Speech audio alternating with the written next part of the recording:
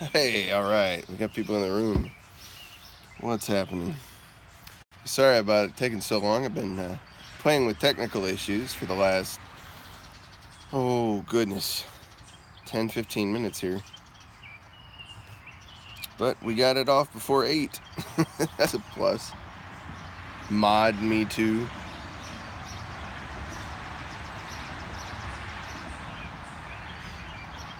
Yeah, I have to learn how to do that. I haven't learned how to do that yet. And I'm on my phone right now because my laptop was giving me trouble. Yeah, you definitely. We're gonna get some blueness going on in here, something like that. My name on your phone. Holding down your name. Oh, let's see here.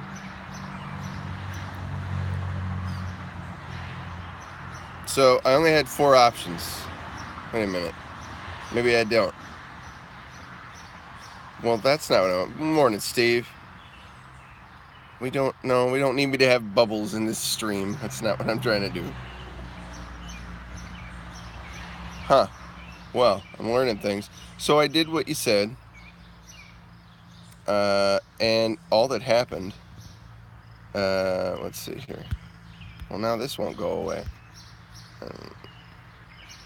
Yeah, it didn't give me that option. A aftermath, or after the a feather made of metal. Aftermath. When I first look at that word, it looks like it's about to be aftermath something. Kiki, good morning. Yep, sorry, it's a little shaky camera work here. I'm using the phone today instead of the laptop. I'm working off of a mid 2009 MacBook Pro, and so it's got what is that? Um, El Capitan on there. So that's a few iterations back. Yeah, Kika, I also miss Dom's stream, but you know that's appropriate, right? We should miss Dom's stream. No, I always want to try and catch you guys as well because I'm so grateful that you guys come out to mine. Uh, but no, I end up trying to catch you guys afterward if I can't be there. Really? Someone's honking today. Your mother's buried in Illinois? Wow. Anytime, Dom. You're more than welcome.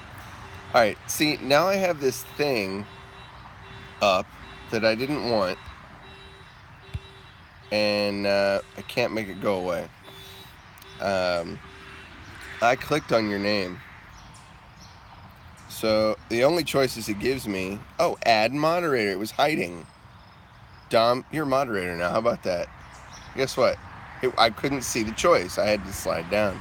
Kikia, you're a moderator. Dom, all right. Blue Sky, you can be a moderator. Why not? Hey, everybody gets a mod today. Kiki, I did you. Steve, you're going to get one. I'm learning about things. There we go.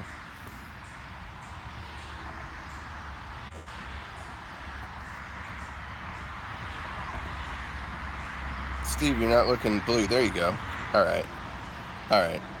If I miss somebody, please chime in. If you don't have a wrench yet, I'll give you a wrench. I'm more than happy to.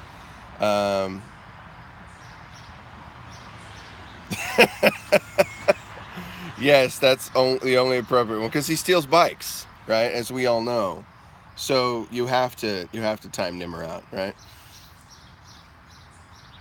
Yeah, that'd be a blast if he ever popped up in my stream. It'd be so fun. Mm. I'd be like, hey, listen, you can't come in the stream unless you return the bike. That's just inappropriate. But I think that joke's been done. I'm not a comedian by any means. So I don't know how much noise you're getting from the traffic now that I'm using the phone, but it's rather lively. Yeah, he's sleeping. He should be. That's what I'd be doing. Well, yeah. I would also be sleeping late, but I have things to do today. My wife and I are gonna help. Yeah, I'm sorry, guys. I'm going to see if I can put this on a tripod. Give me just a moment. And walk with me, if you will, since we're mobile, into the house. Oh my, we can do that. I'm just going to go for a second. Let me not fall off the porch because I've got way too much stuff on my porch right now. Let's pop in and get my tripod. And we'll say hi to the dogs. Maybe my beautiful lady while we're at it, because she's pretty beautiful. Yeah, fall off. Thanks, Dom. They're trying to get me to fall off. Mr. Junk. Mr. Junk had to get a bath. It was pretty awful. Big old bruiser puppy. Oh, what are you doing? I'm on the live stream with my dad. I talk a lot like Hopper when my dad does my voice for me. It's pretty fun. And I like blueberries. Oh. And if you watch my dad's live stream, maybe he'll have more people come to his live stream too. And that'd be good because it'd mean more blueberries for me. Oh, I gotta go. Gotta shake off. And then here is Miss Gita. She is our special dog. She's we really think that she might be partly on the spectrum, and we joke about that often. She's a good girl though, right, Gita? Yeah, you're a good puppy. Yep. She says hi. I see myself. That's a little strange. Gita likes to bark. Yeah, spectrum puppies. Gita likes to bark at lights on the ceiling. Lights on the ceiling scare her, like reflections from cell phones. This is Gerby. She's Dad's girl and she knows it. Yeah. She's the favorite. She's the oldest. Feather, you've got a dog on the spectrum? Yeah, we have 3. No, we have a cat. So the cat makes 4. She's Daddy's princess. That's true, Kika. Mm-hmm. She's very aware of it. I'm the special one. Yes. Oh, you sweet. Mm-hmm. I'm not feeding you right now, though. It's a little early for you to be eating already. But I might let you lick the bowl when I'm done with my yogurt, if there is any yogurt left. No? Do you want your face or no? You're on the internet already. You guys got to check out peoriadogs.com. And my wife has a little YouTube show she started doing a while back, talking about dogs and dog-related issues. And she's declining right now.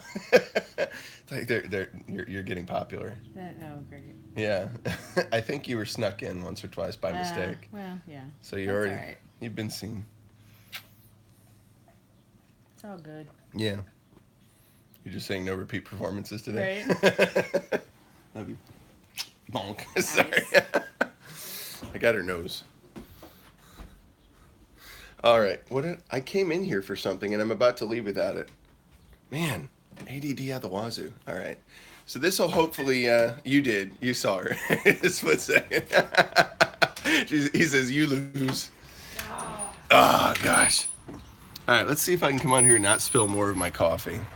Fred Nort. Welcome, Fred Nort. We got new people up in here. This is great. All right. I'm a fan of new people up in here. Oh, here's what we're gonna do. Since my phone is the only thing that's working, we're gonna go tripod. I got the tripod, and I believe it'll work. Hey.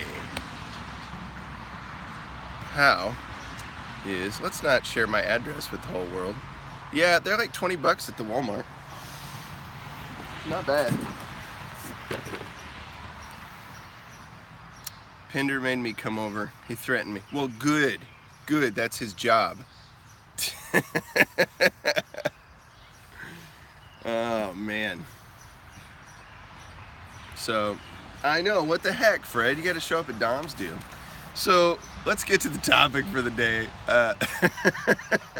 I think some of you may have seen the video. Oh, pretty lady's got to go, so I might as well make some room so she doesn't fall off the porch. Oh, you're in the stream again. Bye, beautiful. Bye, love you. Love you too. She's got to walk dogs a little bit. Happy 4 years being married to you yesterday. I was a fan. Yeah, it was actually our legit anniversary yesterday. So, and we barely, she is very beautiful. That's part of why I married her. She and I were going to be married in like the October fall-time time frame. And we had reserved the Starved Rock State Park Lodge as where we were going to hold our ceremony with the family and everything. But she was living up in northwest suburbs of Chicago and working as a nurse up there. Well, she got a job down here about 5 months earlier than expected, and ended up deciding it was a good idea to take it. So we wanted to move down here, and we thought, well, why don't we just go ahead and get married now? You know, instead of you getting an apartment and us trying to do it, let's keep it legit and all that kind of stuff. Let's just go ahead and get married, you know, at this point. So we had a small little ceremony at a nice overlook spot that looks over the Illinois River here in town, and my kids were all there, and my good friend and mentor, Harold Green. You may have heard some of his music if you've seen the video I released last night. He officiated the ceremony, and that was very beautiful, and it was on June 24th, 2014. So yeah, I've got 4 kids. My oldest is 13, he'll be 14 in the fall. My second is just recently turned 12. My third, those are all my boys. My third son, he just turned 9, and my daughter, she's 7. So I've got quite a range. Got the bunch. In fact, I talk a little bit about them in my intro video, the very first video I put on the channel. You can hear more about that, but they're awesome. They were over here Saturday. Yes, girls are scary, including my wife, though I love her very much. But as a father, it's far more scary. I think I know what you mean. Yes. Again, it's something I think I mentioned in the intro. I may not have my uncle, my mom's youngest brother, when he has all 3 girls, and his wife, and I think the dogs are female as well, so he's surrounded. When his oldest was born, he had found this, yeah, no kidding. When his oldest was born, he had gotten this application to date his daughter, and it was hilarious. It had things on there like, if you have your wallet on a chain, or you wear a tattoo, or you drive a van, you should leave our property immediately in a stooping fashion to avoid the bullets. Like, it's funny stuff. I enjoy that. So I'm probably going to have that, a large gun rack, you know, and at least one mounted above the door when young men come over to the house, and they will come over to the house. But a little fear of God will be put into them. I'll just remind them that I ain't afraid to go back to jail. Now, they don't need to know whether or not I've been there before. That's not the point. They just need to know I ain't afraid to go back. At any rate,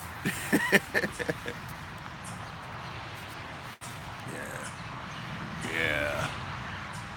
Whatever you do to her, I'm gonna do to you, son.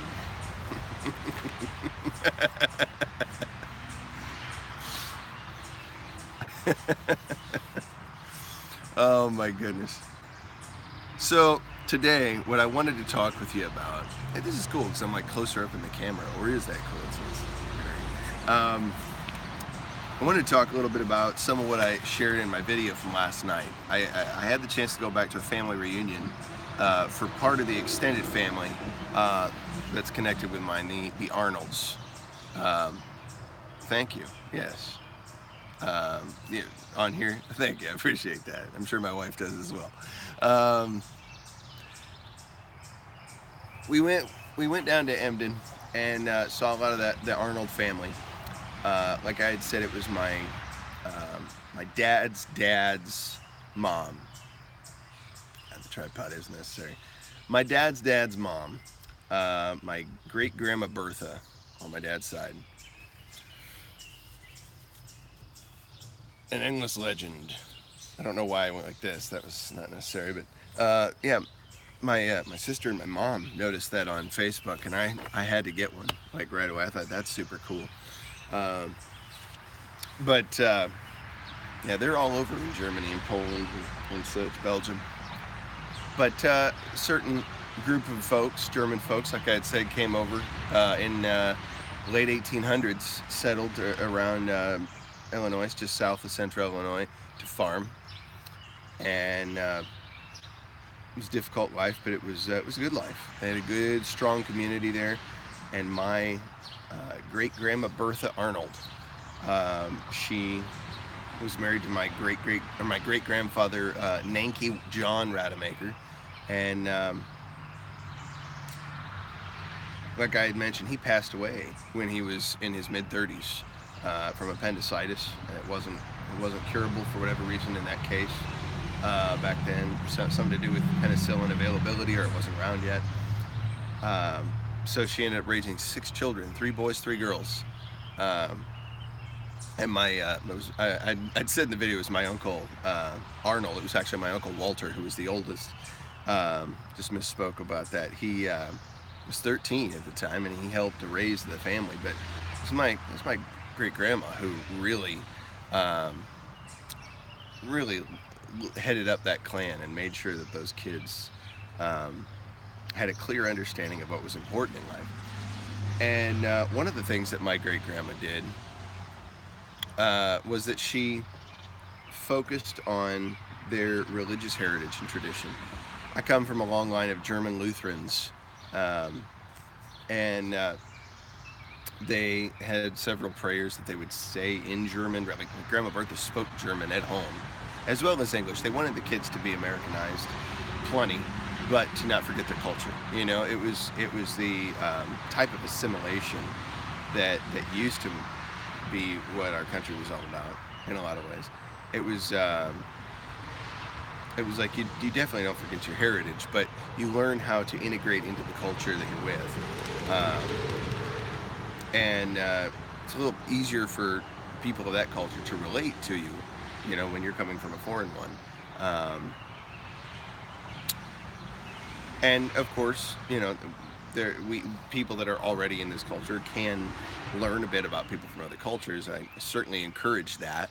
You know, all of my kids, for example, have been learning Spanish, you know, and they've been learning Latin to understand other languages. So I want them to be familiar and aware and understanding of other cultures. But if they were going to go settle, like say in Israel, for example, I know English is spoken widely in Israel, but let's say they decided to go do that, and I just picked that one.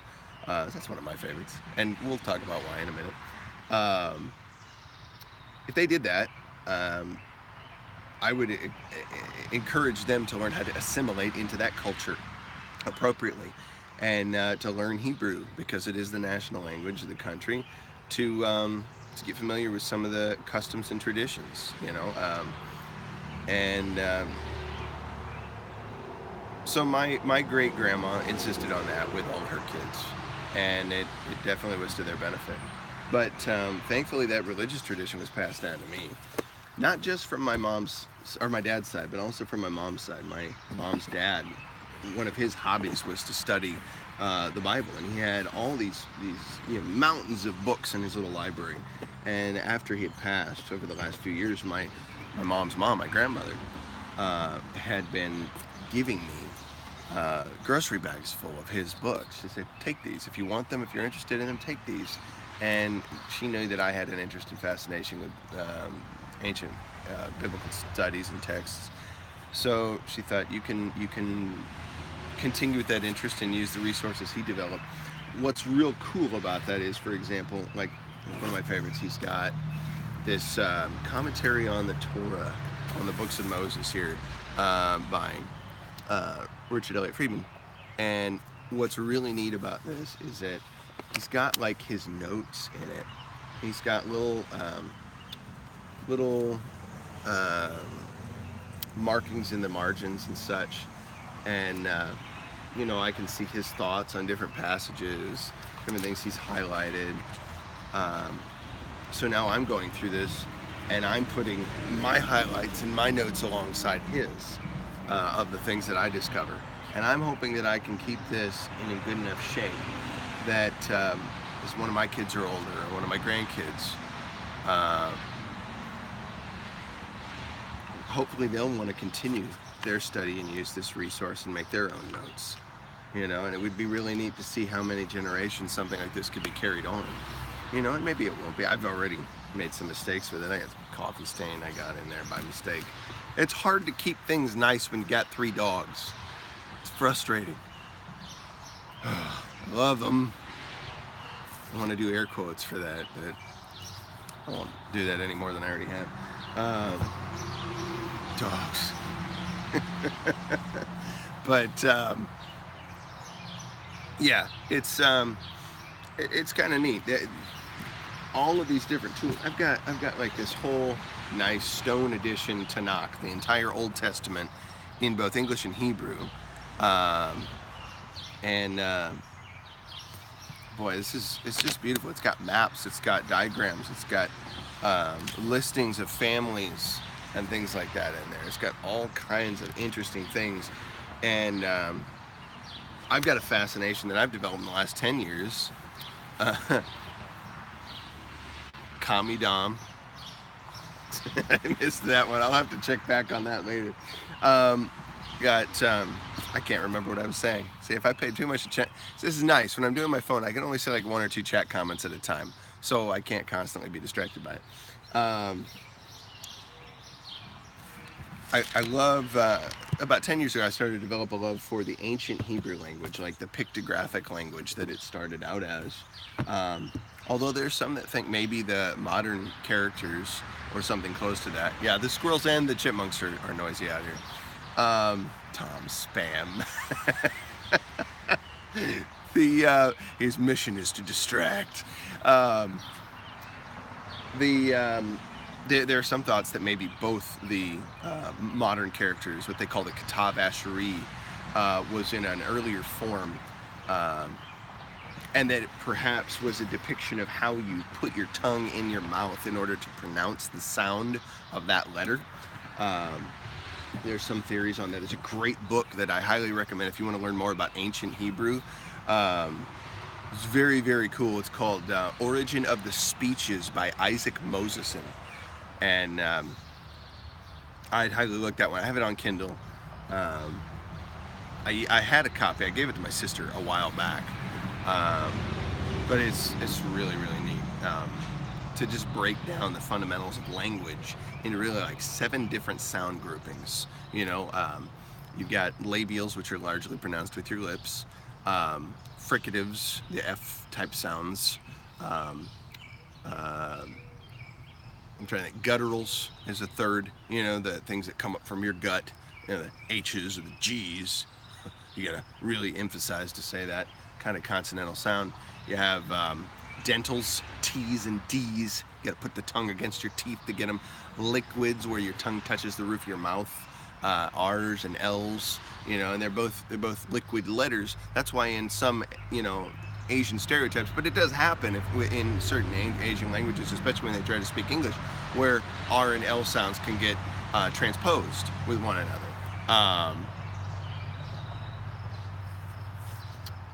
Trying to think. Oh, is that Kiki saying you've been to Israel? Because I definitely like to do that one of these days myself. Hope I get to. Oh, Japanese and Korean are like that. Yeah, they do switch the R's and the L's quite a bit. So what do we say? Let's see. Gutturals, fricatives. Gutturals, gutturals, fricatives, labials, nasals. We didn't do nasals yet. M's and N's. We did liquids, R's and L's. Dentals. And then there's sibilants, the whistling kind of Z's and S's, right? So gutturals, labials, fricatives, dentals, nasals, liquids, and sibilants. 7 basic types of sounds, the entire alphabet that we have throughout all the alphabets, even like African languages where there's like clicks and other noises. they put the tongue in similar positions. There's only a handful of positions where you can put a tongue to create a sound, and it's variations on that that allow us to talk. Yeah, babies come out being able to do all kinds of things, some better than others, and so it's a process of exercising their jaw muscles and their tongue so that they can be moved in any position they want to articulate any sounds they're trying to. They're constantly practicing from the minute they're born. It's very, very interesting. They can understand far before they can speak. So it's very, very interesting to me. But at any rate, so Isaac Mosesen, Origin of the Speeches, it'll get you some ideas about a different field of study with linguistics on how language is thought about. And again, it's not the prevailing, I should say, view. There's usually much more of a little by little view on language that different people just tried to utter different sounds, and it's almost slightly more postmodern, I would say. Maybe it's not slightly, maybe it's very. But I would say that in the view I've taken, that the basic sounds we're capable of uttering have intrinsic meaning. I think that that's quite possible. I don't know. I mean, I'm not a linguist. I'm not schooled in studying these things other than self-education on things that I've read, and that to a very small degree. But it's very interesting to learn more about how that particular language was constructed and how so many other languages seem to be based off of that in some way as you trace it back. Similar meaning and similar sound. Maybe certain principal consonants within a word might be transposed, or they moved around in different directions. It might be inside out. You might have done a switch, like maybe it was an L sound in one language, now it's an R in another language. Maybe it was a T sound in one, now it's a D sound in another, so it switches within the same sound grouping. It could have been a different guttural sound than it originally was. And you can see Japanese words, you can see Polish words or Finnish words, German words that seem to very clear. There's plenty of English words that have a very obvious ancient Hebrew root or whatever the predecessor was. Yeah, I'm gonna have to check that out later. I'm gonna love checking this chat out because you guys always drop some super cool stuff, and then I learn more. I just get to yak on here for a half an hour or more. Usually, I think it's been 47 minutes is the average. But then I get to learn stuff from what you guys shared, and I love that. Please keep that up. Please keep that up. This is a cool one. The Etymological Dictionary of Biblical Hebrew, the writings of Rabbi Samson Raphael Hirsch, as collected by Mattatyahu Clark. And he literally has a dictionary in here breaking down all these root Hebrew words, and seeing what their cognates are. If it's off by one letter, what would it be? One letter apart. How similar is the meaning? How connected is it? And that's a very useful resource. Dropping books that I don't want to drop. You have to go get that. The Ancient Hebrew Lexicon of the Bible by Jeff Benner. And this is neat. This has had some problems, and I've survived a few years now, but it goes into the ancient characters here. You can see a depiction of what they're related to Phoenician, or Phoenician I should say is related to them, but that's my view. Some people might differ. It goes through the entire alphabet and looks at different root words, both child and parent roots, and trying to understand the meaning that way. And it's an interesting study to learn about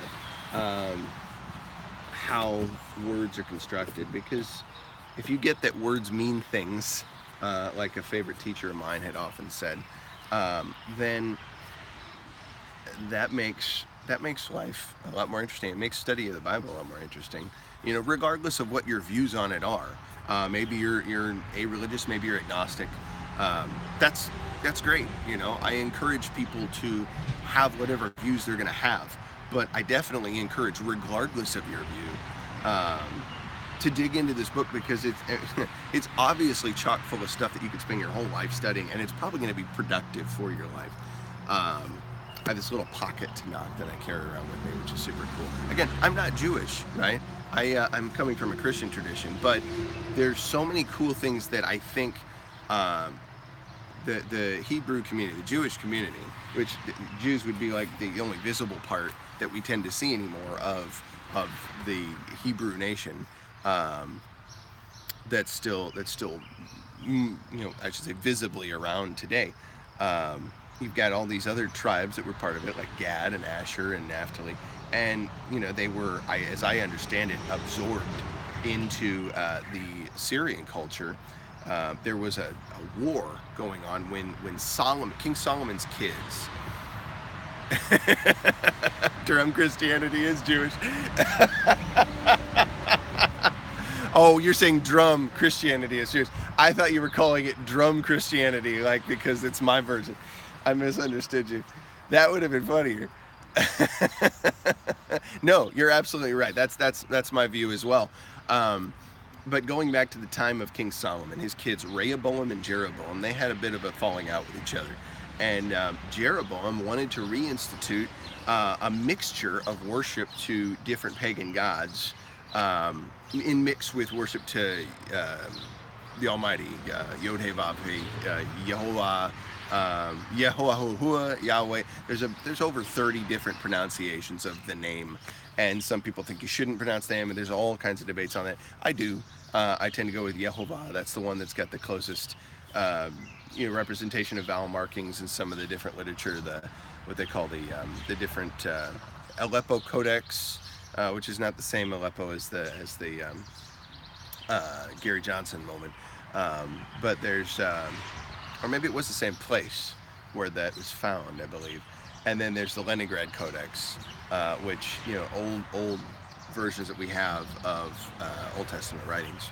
But in there, the Masorite scribes, I think, were part of that. They preserved vowel markings to help with the pronunciation of some of these words, because most of Hebrew is consonantal. There are letters that serve as vowels, but it's largely consonantally based, and the vowels are usually inferred, right? And if you know the language, you know how to infer the vowels.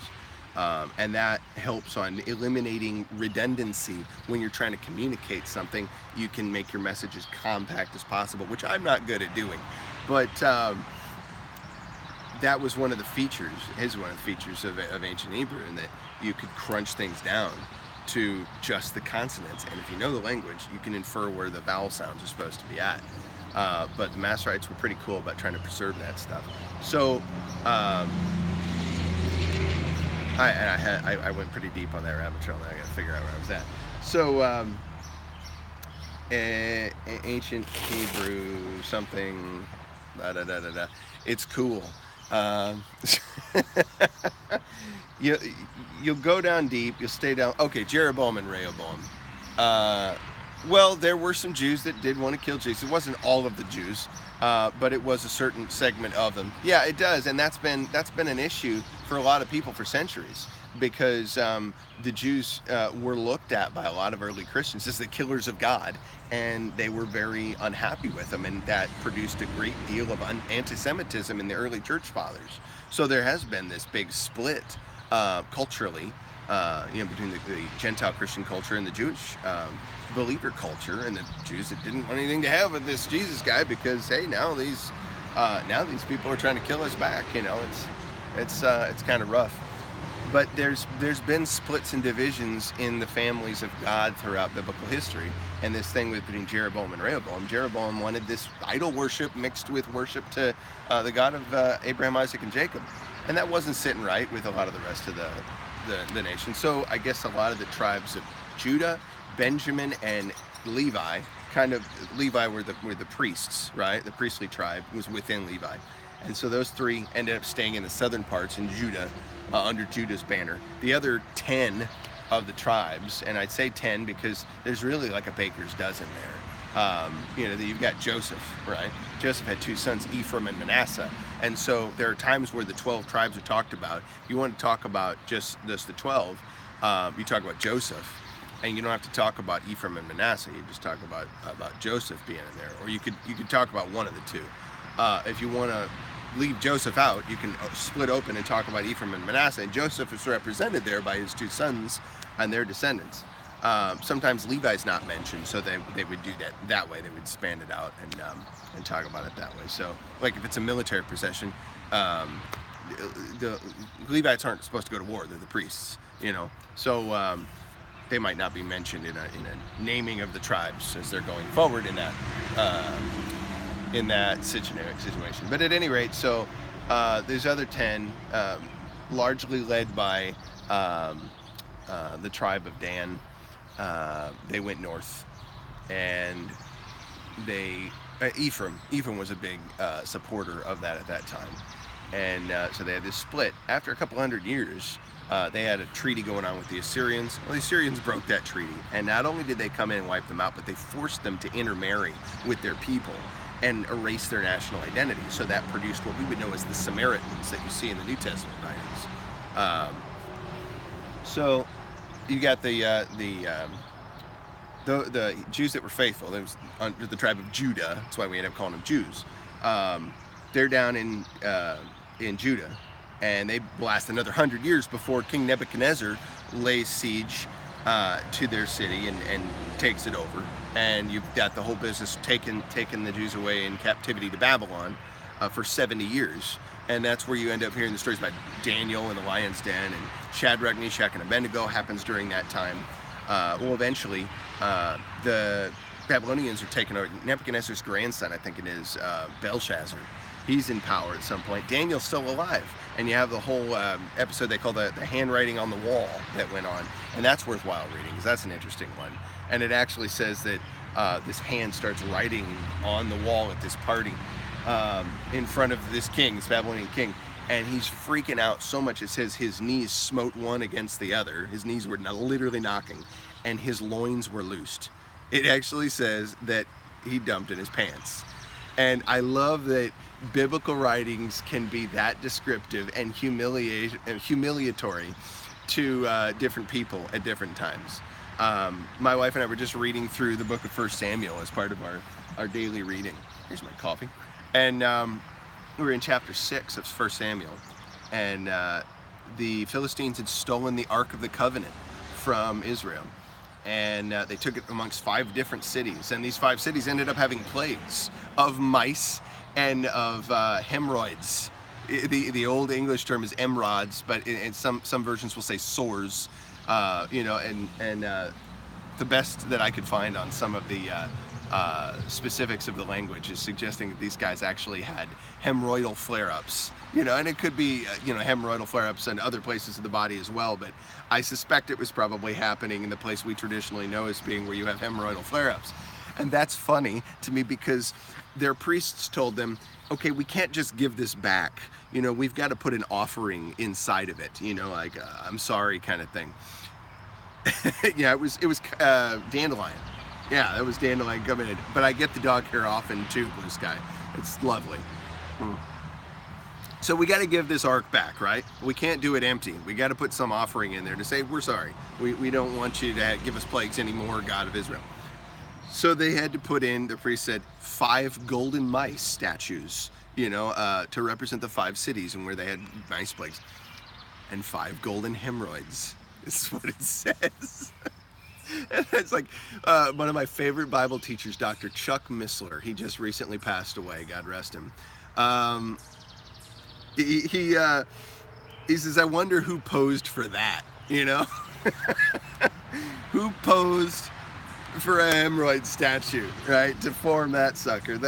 Yeah, that's just a hilarious thought that actually happened. Yes, it was right. There's nothing cool about that. Oh, good morning. More bears up in here. This is great. Well, whatever you missed so far, definitely go back and check it out, because so far I've been just rambling about a few things. I really wanted to talk about the religious heritage or faithful tradition that the Bearitage that my family has passed me. I have had this interest in studying the Bible because the Bible was clearly important to my family. Even in my teenage years, I kind of said, I'm not so sure about all these things. I don't know what's true or not. And I kind of backed off of it for a while, you know, and wondering whether it was the real deal. But, getting into my later teens, I was really compelled to dig into it more. A book was put before me that made me really curious about some things. A guy named Josh McDowell had a book called More Than a Carpenter. and that was sort of a condensed version of bigger books that he'd written called Evidence That Demands a Verdict, and then Evidence That Demands a Verdict 2. He had a second one, More Evidence That Demands a Verdict, I think is how he titled it. He was a complete atheist. He had rejected any idea of God. And he went and checked, he was challenged by some students at the university where he was at, the college. And they said, intellectually challenge the claims of Christ. Intellectually challenge those in whatever avenues you can, and see if they hold up, if they stand up to scrutiny in terms of probability, right? Because it's not something that you would prove whether they're true or not in a scientific evidentiary fashion. You're not going to do experiments in a sense to check that out. You're going to have to gather textual, documentary evidence. You're going to have to gather archaeological evidence and weigh those things in comparison to other events that we accept as having happened and in history, and try to determine the probability that those events that are written about in, say, the biblical documents are true or not. And that's what he did. That's what Josh McDowell did, and that's what those books were about. So that inspired me, and I said I need to dig deeper into this.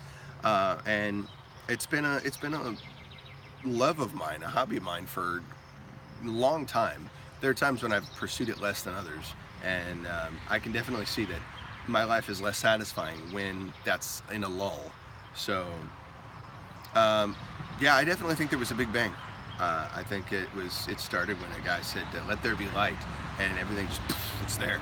But that's my view, right? Like, again, if people have different views on that, and I respect and appreciate that. I like to share, about some of those things. Mostly, I'm wanting to share today about Bang is a bear. Gotcha. I was thinking somebody was talking. No, it's the Big Bang. Yes, I certainly do. Yes, God definitely made a Big Bang. Do I think he did it 4.5 billion years ago? No, but it depends on whose clock you're talking about. And that's another point that Dr. Missler brought up, which I thought was fascinating. If you have an understanding of the theory of relativity, at least even a rudimentary understanding of it, and what Einstein did with that work, then the time scale issue, whether it's 4.5 billion years ago or whether it was 6 days that it took to create it 6,000 years ago, that's not an issue anymore. It kind of gets diffused because it depends on like the age of the universe and everything, where the perspective is from. Was it like what the perspective is here on the planet Earth, or at the edge of the universe as it was in expansion, right? So time is a physical property of the universe, right? It can be affected by mass, gravity, and acceleration. All three of those things can impact time. And they've measured this. They've taken atomic clocks and they've put them on 2 different airplanes and gone opposite directions around the world, right? And those clocks were off when they got to their destination by a certain specific measurable amount. It wasn't much. It was, fractions of a second, but they were off. They were precise clocks. I mean, they're accurate to 1/1,000,000th of a second, right? Very, very accurate, specific clocks that operate on like the wavelength of a cesium-133 atom or something. And I'm getting way out in space talking about the details there, but worth checking into. Interesting stuff. So time can be stretched. Time can be compressed, right? By application of gravity, speed, and mass. The greater your mass, I don't know how that works specifically. I just know that those 3 things impact it. So time is definitely something that can be experienced differently dependent upon the observer, right? So if you're observing the creation of the world from the edge of the universe, then perhaps it would seem as though it took 4.5 billion years. If you're standing here on the Earth, I suspect that you may have experienced that process to happen rather quickly. It would be a different deal, so your perception of time would be different. But I have a whole bunch of other reasons behind that, and that's not the real reason. That's not the real main area of discussion I was looking for today. I wanted to talk a little bit about my family. Hang on, I dropped these books. I gotta grab them. Oh, goodness. We gotta fix these stairs one of these centuries, because stairs on our porch are just a mess. But we've got some plans to create kind of a little mini deck out here, and that should end up being really nice. So a centennial was made for Emden. Goodness, back in the 1971, I think they produced this, and they have another on the 125th anniversary that they put out in '96. So these are so cool because they have pictures of my family in there. They've got some really neat history about the area of Emden, and what's neat to me is to see the kind of people that my family were and are still to this day. I'm hoping I'll find a picture of Grandpa John, great-great-grandpa John. Like, how many people have pictures of their double great-grandparents sitting around? I mean, that blows my mind.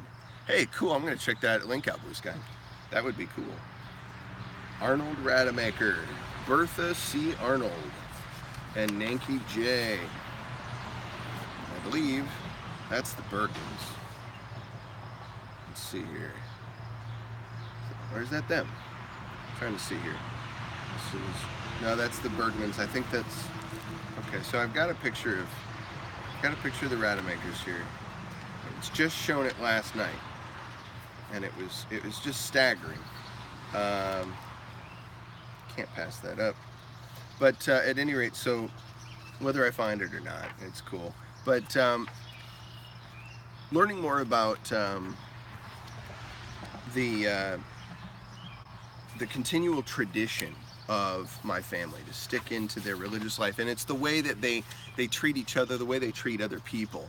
We had this dinner last night where we sit down and everybody brought something, a potluck kind of thing, and we're there to have conversation. We're there to keep doing life. We say 60 years this Arnold reunion's been going on. We want to keep coming back here and encouraging people because life is difficult. Everybody's had rough stuff. We had at least a couple different people, part of the family, that died. My great aunt Ruth just passed away, and she was 90. I'm going to say it wrong. I want to say she was 96. I could be wrong about that, but it's either 96 or 97, and watch it be 95, and I'm wrong. But she was still in fairly good shape up until just this year. I think she started to go downward in health a bit, but I'm absolutely floored to see that she would continue to get out to church as often as possible. Like almost every week she'd be out there, and that consistency was important to her. That continuation of not only furthering her relationship with God, but a relationship with that community. That was massively important. And it helped to structure the meaning, the purpose behind her life. My grandma Bonnie, still, she was there at the reunion last night, and it was at this church. It was at this St. Peter's church in Emden, that I was baptized at this church. My parents, I believe, were married at that church.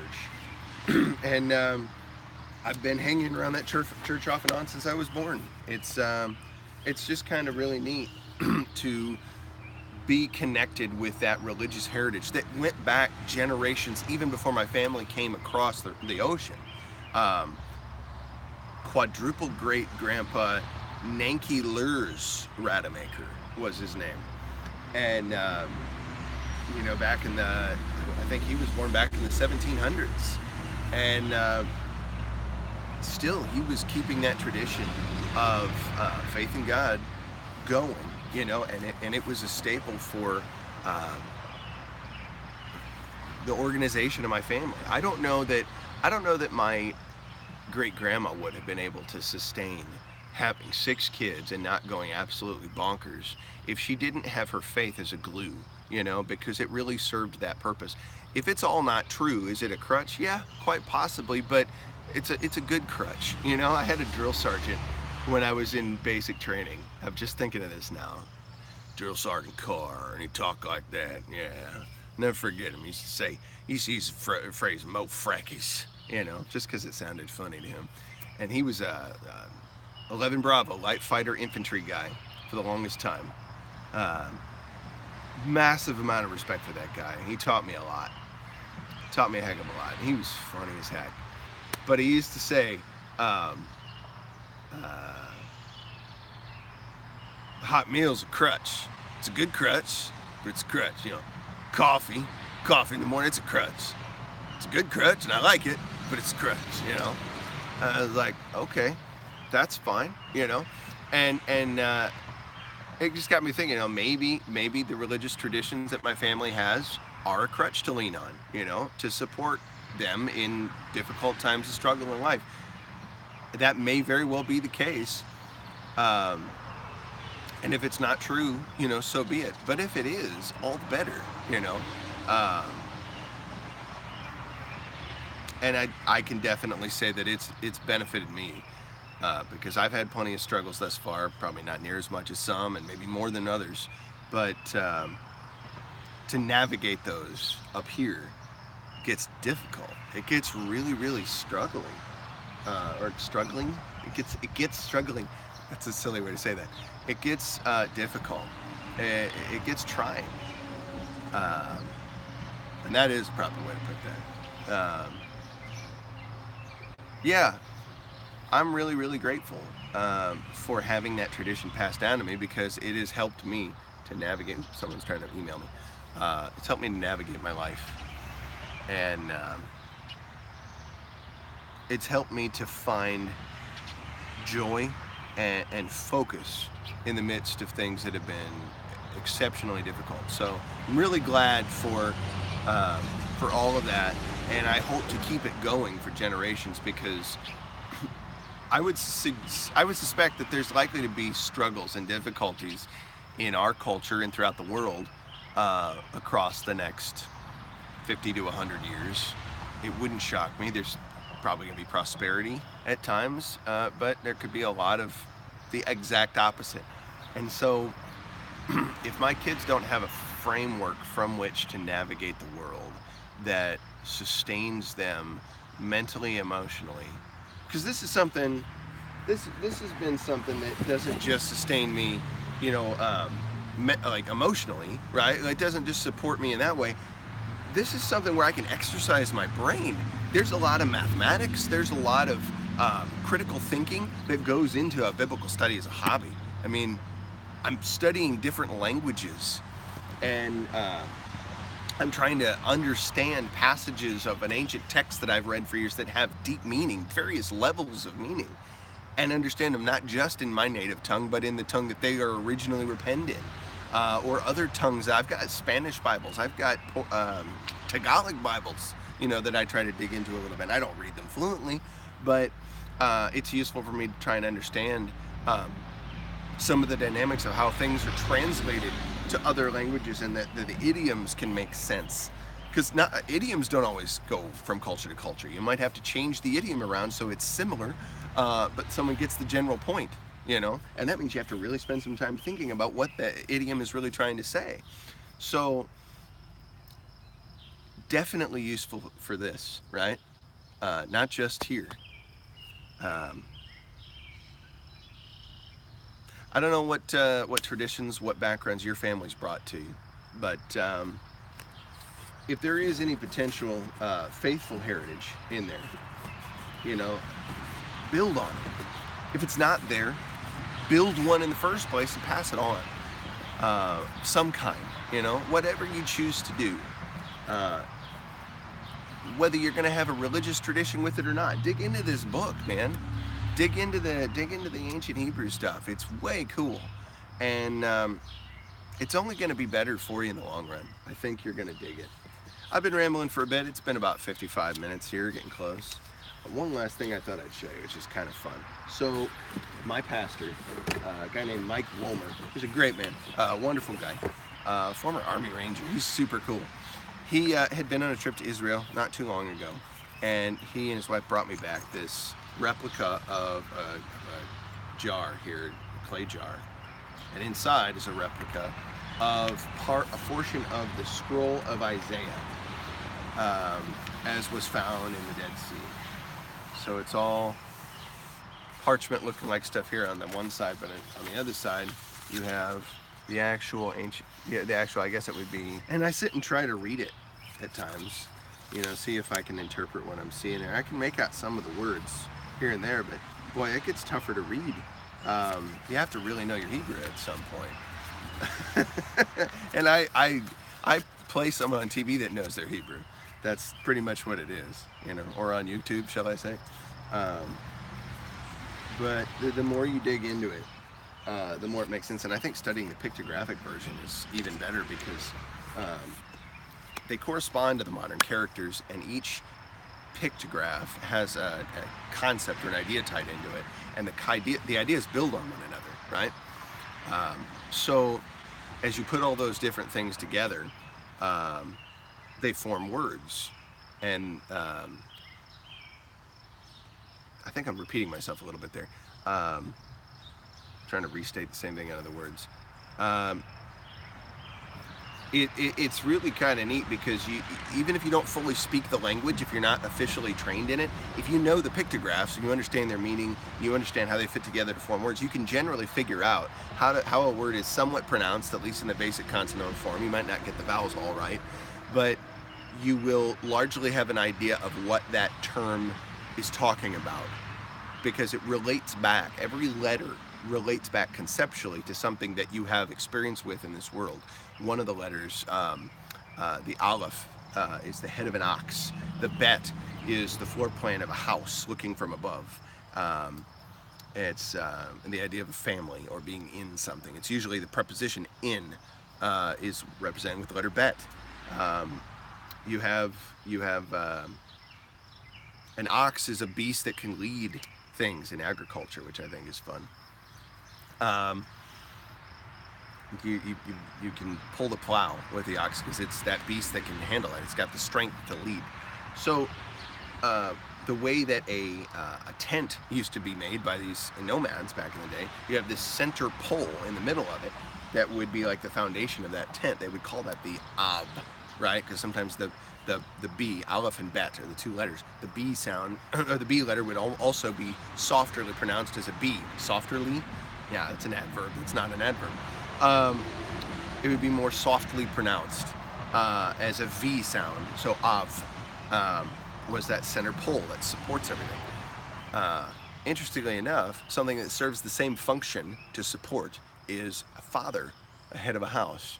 At least in the nomadic tradition, in the ancient tradition, the way that their family structure works is that father's job is to be that support for the family, to make sure that they have all they need to sustain them. And that isn't just absolutely, Feather. Absolutely. I'm glad to do this. I love talking about this stuff. Yeah, the father is there to not just support them financially, physically, but mentally, emotionally. It's supposed to help them be able to navigate the world mentally and emotionally, and provide for that tradition of consistency, of appreciation and reverence for all that they have and they've been given. That's a huge part of that tradition of faith. Is supposed to be passed on by that father that functions in the same way a house foundations functions. Like when you go see a house, like say you're going to go look for a new home, is the first thing you tend to look at the foundation? I mean, if you're smart, you will, you know, because you don't want to get a lemon. But the first thing you notice is not the foundation. The first thing you notice is that's a beautiful looking house, the exterior, right? In the same way, the job of father is not to say, look at me, I'm the father of this family, I'm super cool. And I promise not to do that again if I can help it. The job of the father is to support the family. It's to get everybody to see the family, the whole, right?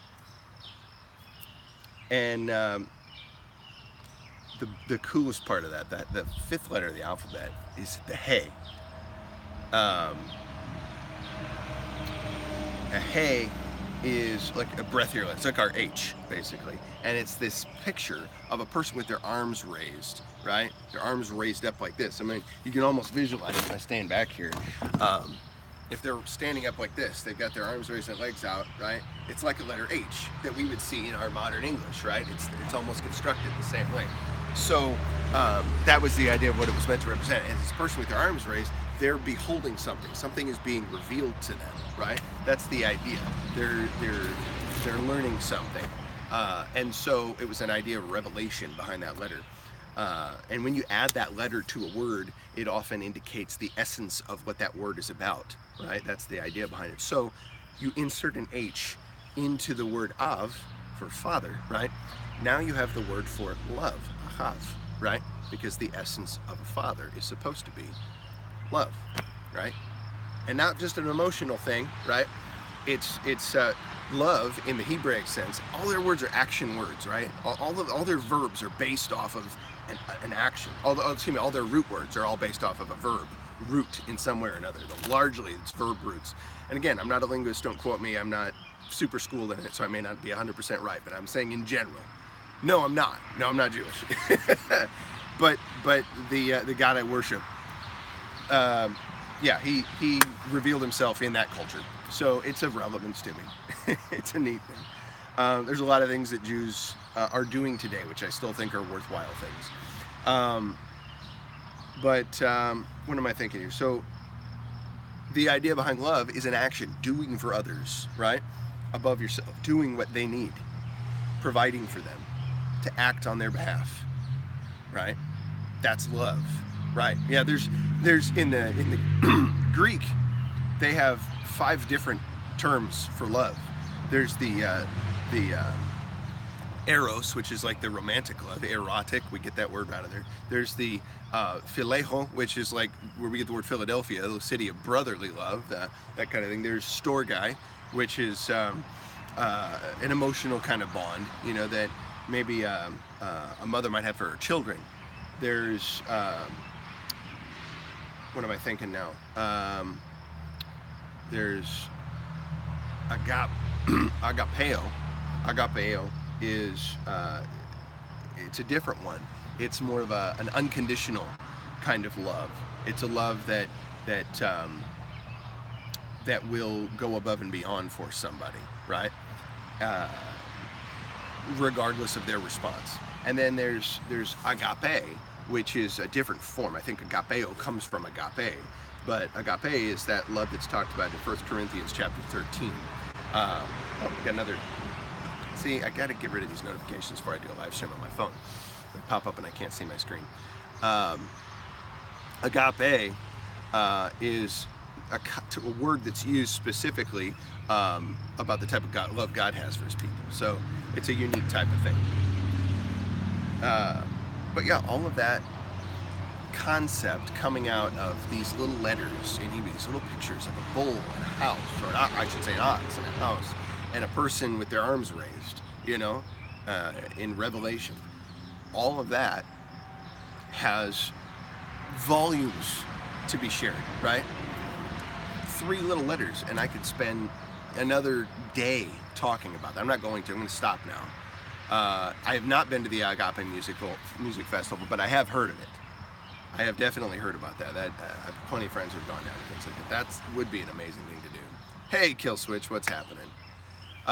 So yeah, I'm gonna stop now, but I hope that some of this has been useful, that you guys have enjoyed. I went a little longer than I meant to today. Goodness, over an hour now, so I should really give it a rest. But I'd love to chat with you guys later. I gotta go help my mother-in-law get moved to her new place today, so I'm gonna be plenty busy with that.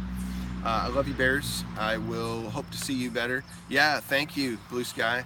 Appreciate the like smashes. And I was going to mention something. I did. I'm not asking for anything from you. I'm just putting it out there. Maybe people that feel compelled to do that kind of thing. I put another link in the description. If you want to donate to the channel, you can. I have a PayPal.me link up there, and it's for the Big Drum Bear PayPal account.